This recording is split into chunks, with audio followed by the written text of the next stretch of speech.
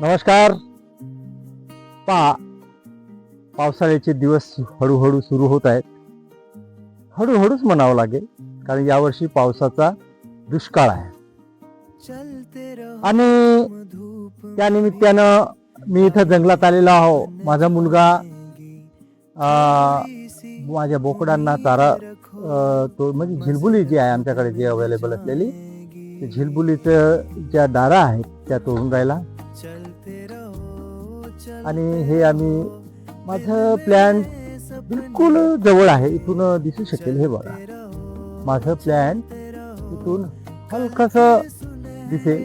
बस 100 ते 200 फुटावरती आहे आणि जवळच जंगल लागून आहे.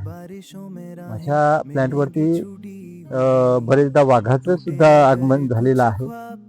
तर बघा, या पद्धतीनं आम्ही इथं बरेचसे झाडं आहेत, परंतु बोकडांना खाण्यायोग्य म्हणजे झिलबुली आणि इथं एन हे अशा पद्धतीचं एनाचं झाड असते आणि त्याचा पाला असतो. हे मुख्य खातात आणि बाकीचं तर तेवढं काही चवीने खात नाही. तर मित्रांनो, तुम्ही सुद्धा आजचं माझं अपडेट आहे, तुम्ही सुद्धा अशा पद्धतीनं काहीतरी करा, काहीतरी करत राहा.